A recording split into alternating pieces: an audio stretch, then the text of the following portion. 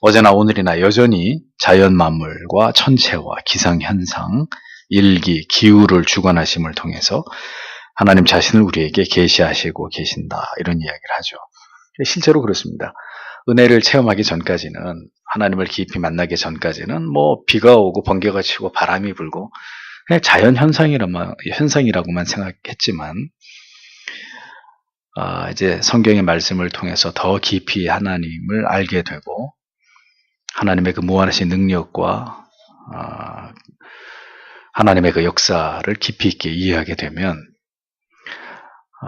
어두운 밤하늘을 가르고 번개가 치면서 천둥이 울릴 때 과학자들은 그것을 또 과학으로 설명을 하겠지만 그리스도인들은 그것이 하나님이 죄인들에게 두려움을 줘서 죄를 깨닫게 하기 위한 어떤 하나님의 자연을 통한 메시지라고 그렇게 이해하게 되는 거예요.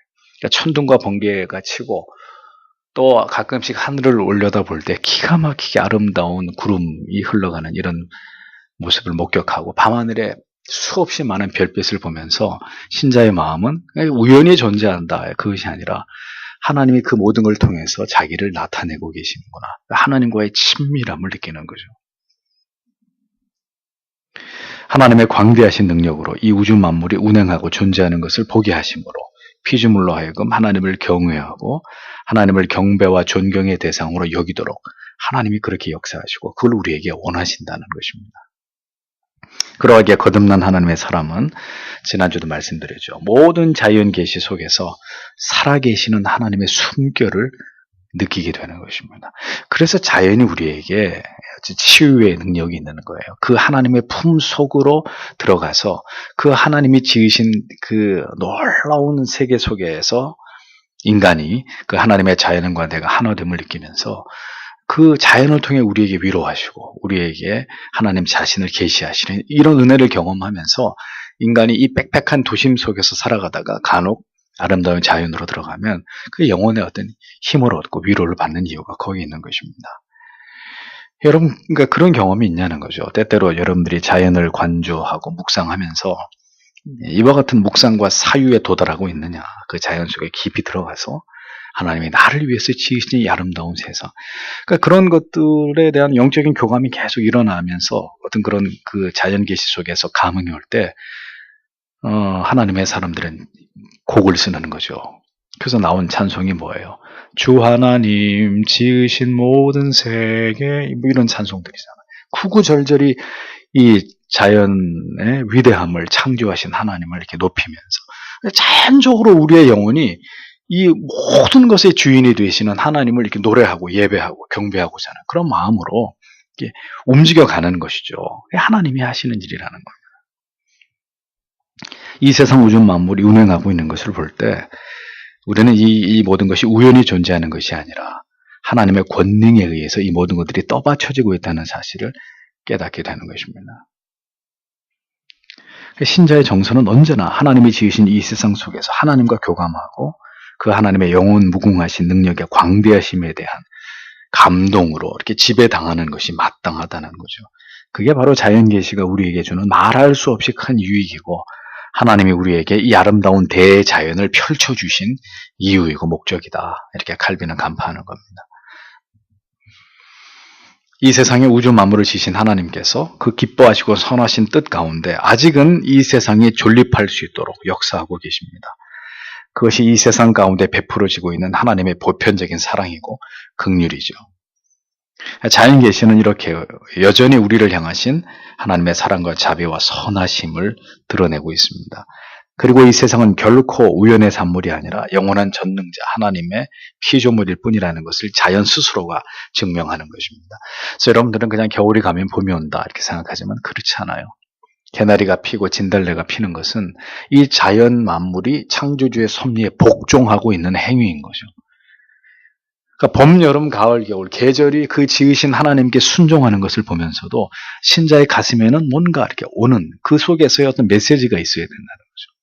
그러니까 개나리가 노랗게 핀 걸 보고 개나리가 폈다 이렇게 끝나는 사람은 자연 계시를 통해 하나님이 깨닫게 하시는 은혜와 감흥이 없는 사람이에요. 하나님이 또다시 겨울에 이 추운 냉기를 다 몰아가시고 따뜻한 봄 기운을 몰아오셔서 하나님이 이 대자연에 엄청난 에너지를 발산시키면서 다시 하나님의 봄을 약동시키시는구나. 신자의 느낌은 그렇게 가야 된다는 겁니다. 하나님을 부정하는 사람들은 이런 느낌이 없는 거예요. 존재하는 모든 것이 우연의 산물, 진화의 산물로만 규정하고 그것으로 그냥 끝나는 거죠. 하나님께서 자신에게로 나오게 하신 자들은 이 우주와 자연 만물 속에서도 하나님의 창조주로서의 위엄과 권능과 영광을 목도하게 된다는 것입니다. 하나님께서 보존하시면 이 자연은 언제까지나 존재할 것입니다. 그러나 여러분 보세요. 하나님의 뜻과는 달리 인간의 이 탐욕과 욕망으로 인해서 자연이 점점 이렇게 훼손되고 있잖아요. 저희 어렸을 때 미세먼지란 단어가 어디 있었어요? 황사라는 것도 언제부턴가 이렇게 알려지게 된 어떤 그 기상현상이고 그런 것들이 없었고 그거에 신경 쓸 필요도 없었잖아요. 물을 사먹는 시대가 올 거라는 것을 뭐 미래학자들이 예측했던 얘기는 제가 어렴풋이 어렸을 때 기억이 나지만 이제 실제로 정말 물을 사먹는 시대가 됐잖아요. 이 아름다운 자연이 점점 실제로 파괴되는 것을 지켜보고 있습니다. 하나님이 그걸 허용하고 계시는 것이죠. 죄가 늘어날수록 하나님을 대적하는 인간의 죄와 불순종이 늘어날수록 이 세상이 점점 그 인간의 죄악에 의해서 훼손돼 가는 것을 하나님이 그대로 허용하고 계시는 거예요. 그래야 마지막이 올 거 아닙니까? 하나님이 파괴시키시는 것이 아니라 인간의 죄악의 파멸을 불러오고 있는 것을 하나님이 그대로 허용하시면서 점점 이 지구가 몸살을 앓고 죽어가도록 하나님 그걸 내버려 두고 계시는 것이죠. 그런 일들이 있어야 결국 끝이 오기 때문입니다. 자연을 통해서 더욱 하나님을 깊이 의식하고 오늘도 이 모든 존재하는 것들을 주관하시고 운행하고 계시는 하나님을 바라보면서 그 능력의 광대하심을 찬양하는 우리가 되어야 된다. 칼빈은 이제 이런 얘기를 하는 것입니다. 7번 장목에서 그 다음에 또 어떻게 하나님의 역사하심이 나타나느냐, 사람을 향한 섭리에서 나타나는 하나님의 역사하심, 이런 이제 또 타이틀이 붙어 있습니다. 하나님께서 자신에 대한 지식을 우리에게 나타내시는 두 번째 사역은 하나님께서 오늘도 개개인의 사람들의 삶을 섭리하시고 또 자비롭고 은혜롭게 그 한 사람 한 사람을 이렇게 역사해 가시는 것을 통해서 나타내신다는 거예요. 하나님께서는 경건하고 선한 자들에게 특별한 사랑을 베푸시고 이를테면 복을 주심으로 번성케 하시고 고통을 줄여주시고 칼빈이다 하는 얘기죠. 재난을 가볍게 지나가게 하시고 모든 일들 속에서 그들을 건져내시는 것으로 하나님의 보호와 의인을 괴롭히는 악인에 대한 보응을 나타내신다. 이렇게 칼빈이 말하잖아요.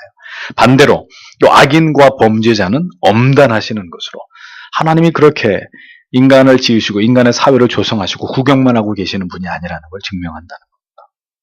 그러나 때로 하나님께서는 악인들과 범죄자들이 벌을 받지 않고 당당하게 살아가도록 허용하시기도 하시고 반대로 의로운 자들은 억울한 고난과 경건치 않은 자들을 통해서 핍박과 환난을 당하도록 허락하시기도 한다는 IS 같은 사람들이 무참하게 아프리카와 근동 지역에 있는 사람들을 학살하는 이런 일들이 일어나도록 하나님이 허락하신다는 거예요. 그럼에도 불구하고 하나님은 의로우시다. 칼빈은 이렇게 얘기합니다. 하나님의 심판이 때로는 악인에게 지연되고 유보되기도 합니다. 하나님께서는 죄를 벌하심으로 죄를 미워하심을 드러내시는데 지금 당장 벌하지 않는 자들에 대해서는 뭘 하나님이 우리에게 말씀하시는 거예요? 지금은 아니라도 언젠가 하나님이 그들을 벌하실 것이라는 것을 믿으라는 것입니다. 우리가 생각하는 때에 정의가 구현되고 악에 대한 징벌이 시행되지 않는다고 해서 하나님을 오해해서는 안 된다는 거죠. 하나님은 반드시 정확하게 보응하시고 신원하시고 심판하시는 하나님이다라고 말합니다. 지금이 아니라 할지라도 하나님의 공의는 반드시 개개인의 인생 속에 선한 자와 악한 자들을 향해서 집행되기 마련이다라고 얘기합니다.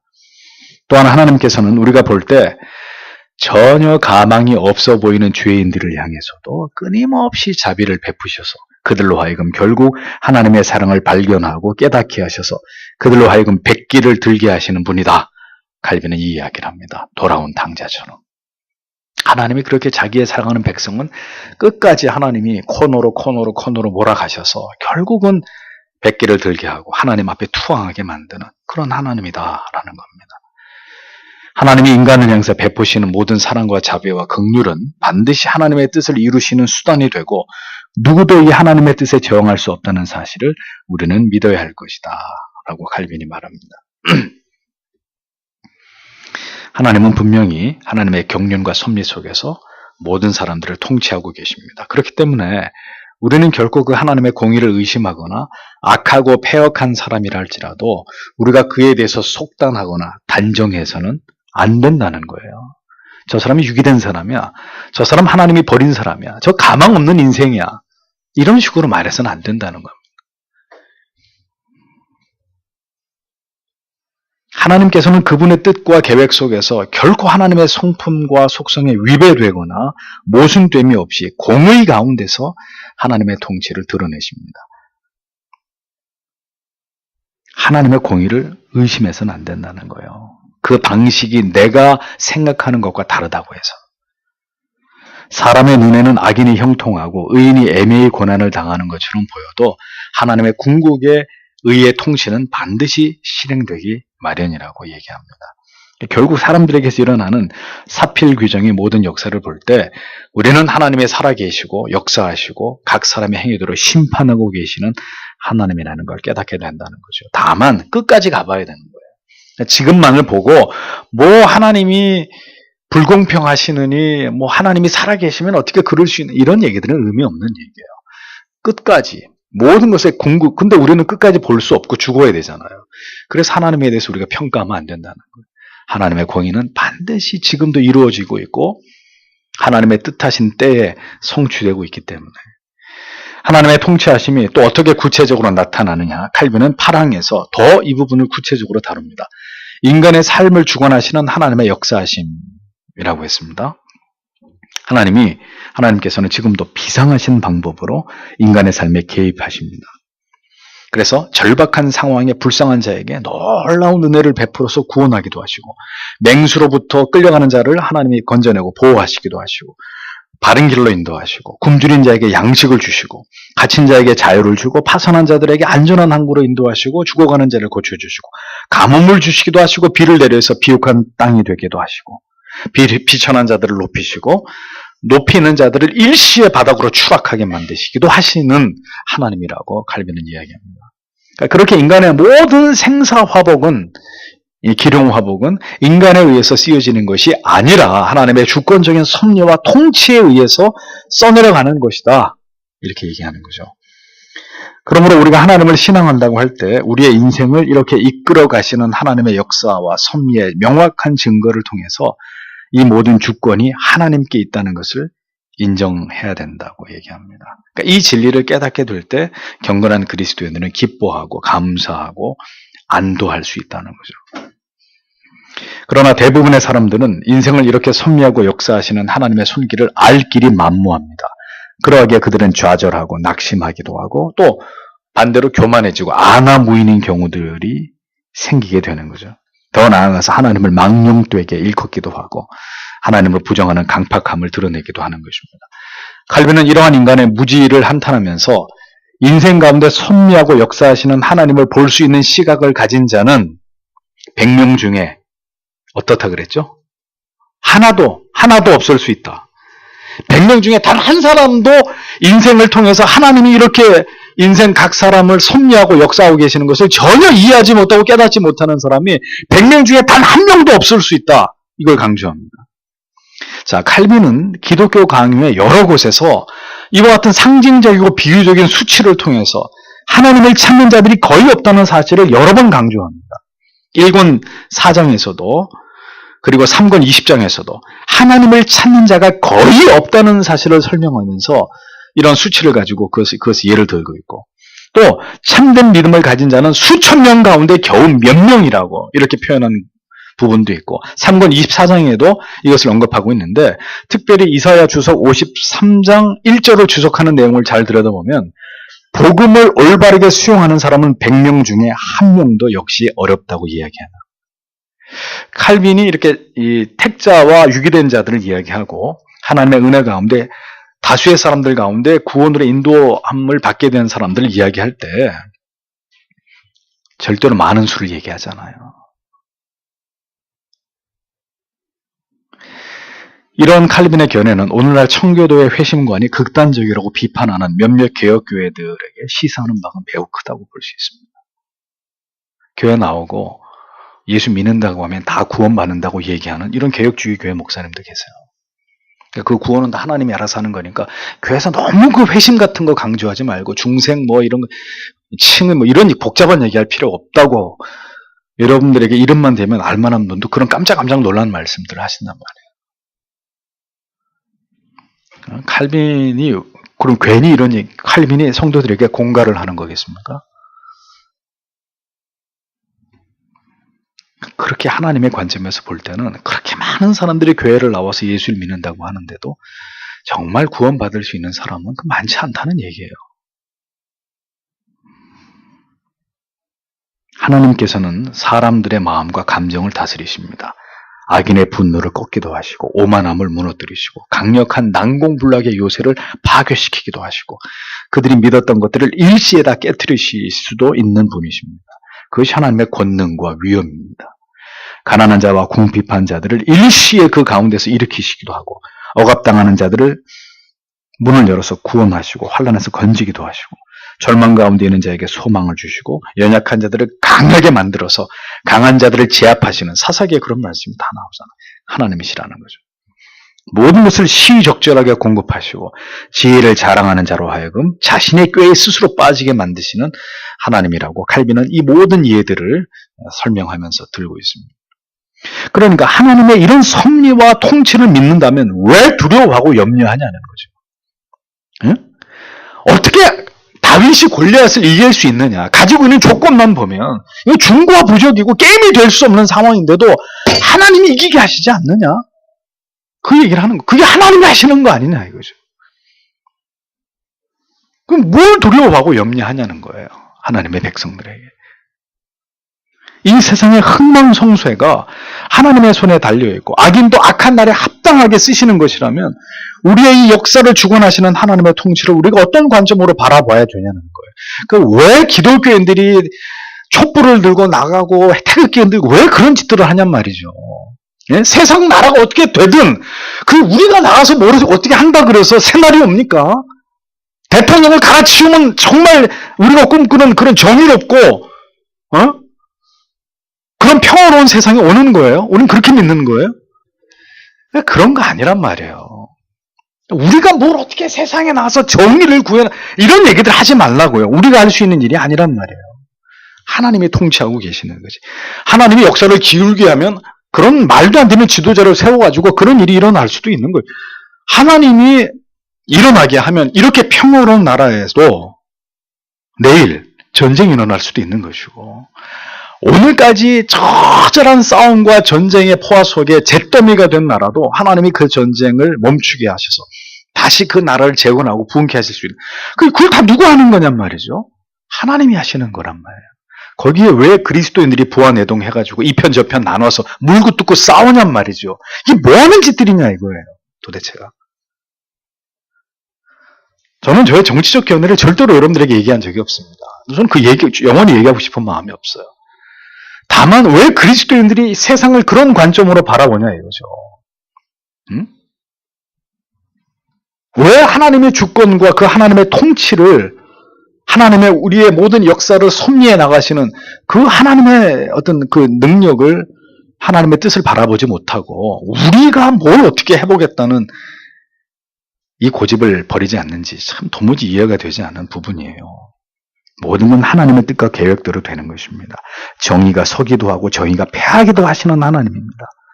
신자는 그 모든 시대 속에서 오직 하나님께만이 모든 능력과 주권과 영광이 있음을 믿고 그 하나님의 섭리에 순응하고 믿음을 가지고 그 모든 날들을 그냥 통과하고 지나가야 되는 사명이 있을 따름입니다. 우리의 삶은 우리 뜻대로 되는 것이 아니에요. 하나님의 뜻과 섭리와 주권에 의해서 진행되는 것일 뿐입니다. 그 속에서 우리는 하나님을 의지할 수밖에 없고 하나님이 행하시는 역사를 그냥 바라볼 수밖에 없는 것이죠. 네? 뭘 어떻게 하겠다는 거예요?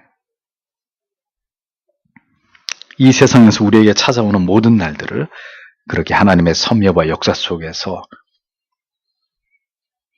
우리는 그냥 신자로서 살아갈 뿐인 거예요. 9번째서 하나님을 아는 지식이 이르는 올바른 길, 이런 제목을 가지고 또 서술을 해나갑니다. 하나님을 아는 지식은 헛된 사색을 만족시켜주며 머리로만 인식할 수 있는 그런 지식이 아니라 마음의 깊이 뿌리를 내려서 열매를 맺게 하는 살아있는 지식이라는 점을 칼빈이 강조합니다. 그렇기 때문에 성도 여러분, 개혁주의는 또 다른 이름의 주제주의나 지식주의가 되어서는 안 된다는 거예요. 뿌리가 깊지 않은 한국의 이 개혁주의, 개혁교회의 전통을 계승하겠다고 하는 교회들에게서 나타나는 부작용이 뭔지 아세요? 너무 머리만 커지는 거예요. 너무 지식으로만 가는. 그러니까 어떤 일이 벌어져요?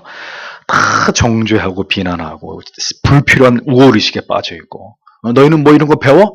우리 이런 거 배우는데 그 안 배우는 교회는 그냥 무시해버리는 거예요. 이게 뭡니까 또? 그런 거 아니라는 거죠. 하나님을 아는 지식은 그런 차원의 것이 아니라는 겁니다. 하나님께서는 권능으로 자신을 드러내시고 우리는 그 하나님의 능력을 경험하면서 그 은혜를 실제로 누리는 그런 신앙의 삶을 살아야 된다고 얘기합니다. 결국 신앙은 관념적이고 추상적이고 그냥 지식에만 이렇게 호소하고 끝나버리는 그런 모호한 것이 아니라 경험되고 느끼고 그 실체와 부딪히는 것이라는 겁니다. 제가 전에 수년 전에 젊었을 때인 것 같은데 앞에 이렇게 유리가 있는 줄 모르고 막 전력으로 달려가다가 앞에가 유리인 줄 모르고 그대로 그냥 들이받았어요. 막 급하게 저기 그 사람만 보고 그 사이에 유리가 몇 개가 있는데 모르고 그냥 들이받았죠. 아픈 거는 둘째치고 얼마나 창피하는지. 쥐구멍이 있으면 그냥 들어가고 싶을 만큼. 그리고 나중에 보니까 여기 이만큼 혹이 나가지고. 아니 유리에 부딪혀도 혹이 난단 말이에요. 혹이. 그런데 진리 속에서 십자가를 경험하고 하나님하고 만났는데 아무런 변화가 일어나지 않는 삶이 거듭난 삶이겠어요? 그게 거듭난 삶이겠냐고. 하나님을 뵙고 내려온 모세 얼굴에 뭐가 나왔죠? 광채가 나와요. 백성들이 두려워하니까 수건으로 얼굴을 덮어버리잖아요. 하나님에 대한 생명의 지식은 반드시 우리의 내면의 변화를, 영혼의 변화를 가져오게 되어 있습니다. 그러므로 칼빈은 하나님을 지식적으로만 추구하고 호기심만으로, 오늘 주보에 나오죠. 호기심만으로 접근하는 태도를 경계시키면서 하나님의 본질은 연구와 탐구의 대상이 아니라 실제로 우리의 삶 속에서 우리에게 친근하게 다가오시고 하나님 자신의 경건의 도구를 통해 친히 전하시고 하나님께서 오늘도 나와 함께 하심을 느끼게 하시는 것을 통해서 깨닫고 경험하는 것이 되어야 된다고 설명하는 겁니다. 그러니까 이제 이런 얘기하면 또 오해하실까봐 그러는데 뭐 교리만 다가가가 외우고 뭐 모든 교리를 다 섭렵하고 기독교 강의를 세상에 우리가 공부하고 있지 뭐야. 그게 다가 아니라는 거예요. 그게 하나님을 아는 전부가 아니라는 거예요. 성경에는 분명히 하나님을 찾으라고 우리에게 말씀하고 있습니다. 사슴이 시냇물을 찾기에 갈급함같이 내 영혼이 주를 찾기에 갈망하나이다. 시편 기자가 고백하고 있습니다. 물을 찾아서 광야를 헤매다가 죽어가는 짝짓기 시절의 그 사슴들을 보면서 시인은 그토록 자신이 하나님을 지금 갈망하고 있다고 고백하잖아요. 성도 여러분, 그렇게 하나님을 찾고 있습니까? 목이 말라서 애타게 물을 찾듯이 또 저 물속에 들어가서 그 공기를 간절히 물속에 산소통 메고 들어가지 않고 물속에 있으면 사람이 아무리 길어도 3분, 5분을 못 버티는데 그 물속에서 그 공기가 너무너무 필요로 하듯이 우리의 삶에서 하나님이 그런 갈망의 대상이 되고 있냔 말이죠. 하나님을 찾기를 계속할 때 우리의 영혼이 깊이 하나님의 은혜 속에 잠기게 되고 우리의 영혼은 깊이 감화와 감동을 얻게 되는 것이다. 칼빈이 그렇게 얘기하면서 아우구스티누스의 통찰을 인용하잖아요. 그 의미를 새겨보십시오. 우리로서는 하나님을 파악할 수 없고 그의 위대하심에 완전히 압도당할 수밖에 없으므로 하나님의 역사하시는 일들을 바라보며 그의 선하심으로 우리 자신을 새롭게 하는 것이 우리가 취해야 할 길입니다. 아우구스티누스가 그렇게 얘기했다는 거죠. 그런 게 있어야 돼. 신앙은 우리의 노력에 대한 부분도 있지만 구원의 문제가 아니고요. 이제 우리의 신앙의 성화와 경건의 삶에 있어서 우리의 어떤 노력도 있어야 되겠지만, 근데 그런 노력은 가변적인 거예요. 아브라함에게서 보듯이. 그럼 뭐가 필요한 거예요? 어느 순간 그 하나님에게 압도당하는, 예, 하나님이 우리를 확 이렇게 붙들어서 우리에게 충분히 우리가 그분의 소유라는 것을 인식시키고 경험하게 하고 깨닫게 하시는 이런 은혜, 결정적인 은혜가 있어야 되는 거죠. 그러니까 하나님의 성품이, 아름다우신 성품이 우리의 영혼에 이렇게 내려와서 우리를 싸버리는, 라틴어로 누미노제라고 하죠. 거룩한 것이 추한 것을 덮는다, 그런 말인데, 이렇게 우리를 감싸버리는 순간 하나님을 경배하고 찬양하지 않을 수 없는 거룩한 감화와 어떤 영광에 사로잡히게 되는 이런 경험들을 하게 되는 것입니다. 모든 하나님의 사람들이 그랬어요.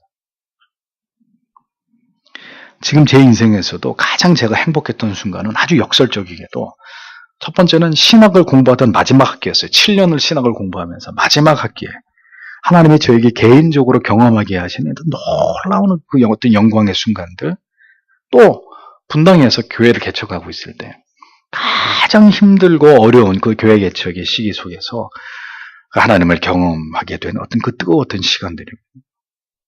아마도 그런 시간들이 저에게, 그 하나님이 저에게 하나님을 자신을 각인시키셨던 그런 시간들이었을 것이라고 저는 생각해요. 도무지 부인할 수 없고 거부할 수 없고, 내가 무엇 때문에 살아가야 되고 어떤 길을 가야 되고 어떻게 목회를 해야 되고 이 시대에 하나님 나를 부르신 목적이 무엇인지 이렇게 뼛속에 그냥 하나님이 새겨 넣으시는 그런 붙드심이 있어야 된다는 거죠. 그것이 하나님이 자기 자신을 하나님의 자기 백성들 속에 인식시키시는 하나의 방법이라고 얘기하는 겁니다. 여러분에게도 그와 같은 하나님의 영광에 사로잡히고 압도되는 은혜가 있게 되기를 바랍니다. 10번째, 하나님을 아는 지식의 목적을 얘기합니다. 하나님을 예배하면서 헌신하면서 충성을 하는 모든 동기는 하나님과 하나님의 말씀을 묵상함을 통해서 우리가 누리게 되는 그 모든 지식과 은혜에 정초해야 된다. 거기에 깊이 뿌리 내린 것이어야 된다. 칼빈이 강조합니다. 그 지식으로 말미암아 깨어나고 격려를 받고 내세적인 소망을 갖게 되는 것이 가장 건강하고 바람직한 믿음이라고 설명합니다. 그래서 오늘 아까도 그런 말씀 나눴지만 우리는 뭐 신사도주의니 이런 뭐 이상한 성령운동 다 배격하는 거예요. 하나님이 말씀해 주시고 들려주시고 보여주시고 뭐 환상 속에서 하는 이런 얘기들 다 새빨간 거짓말로 우리는 인정하지 않는 거예요.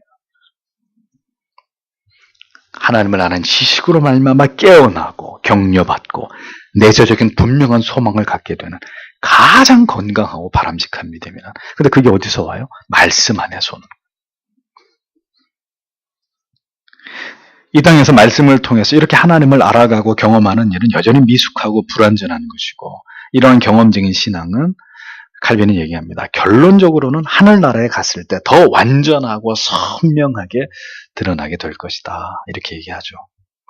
이 세상에서는 모순된 일들이 언제나 벌어지기 십성입니다. 그 모순된 일이란 뭐예요? 아까도 얘기했어요. 경건한 자들이 악인들에게 수모를 당하고 해를 입고 중상모략에 시달리고 모욕과 멸시를 당하는 일들이 일어난다는 거예요. 그런데 악인은 어떻게 해요? 악인은 오히려 더 승승장구해요. 뭐 세상에서 대박이 나고 번영, 어떤 형벌도 받지 않고 위세등등하게 살아갑니다. 그래서 시편 73편에 보면 시편 기자가 이런 이유로 마음이 상해가지고 도저히 왜 하나님 이런 일들이 일어납니까?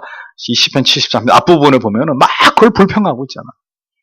이제 뒷부분에 가서는 왜 하나님이 그렇게 하시는지에 대해서 이제 설명하고 있지만, 그게 이 세상의 어떤 불공평함을 바라보는 의인의 심정이라는 거예요. 왜 세상에서는 마치 하나님의 공의가 실종된 듯한 이런 모습을 볼 수밖에 없는 것일까? 칼빈은 결국 내세에 가서야, 시편 73편의 결말도 그렇죠.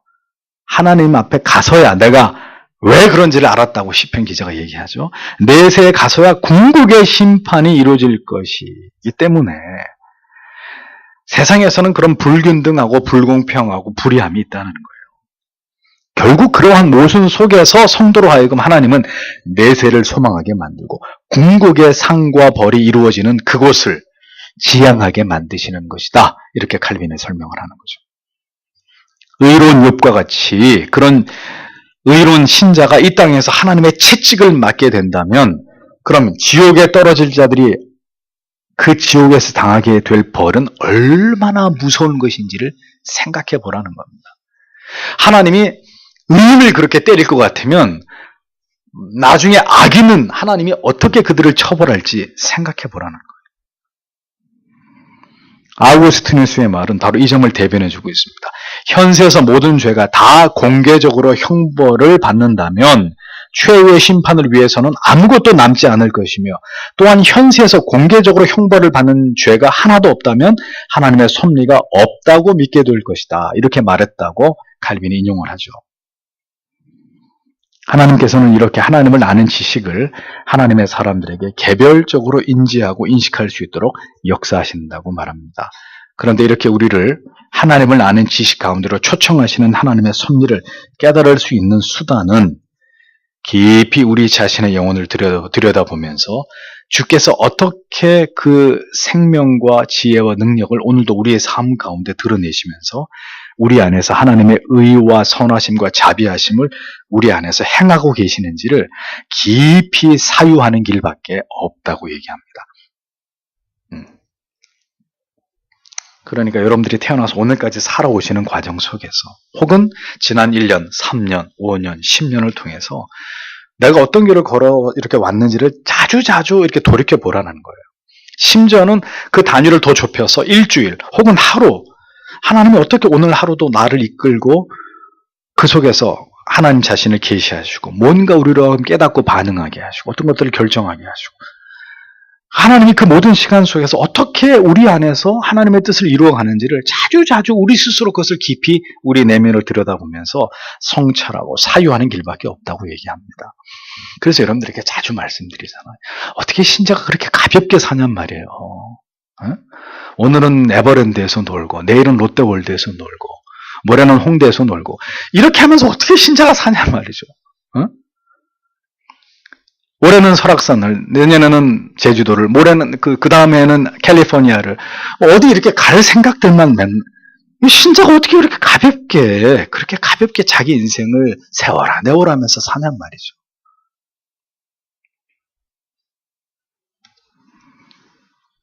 왜 이러한 은혜를 베풀어 주시는 것일까?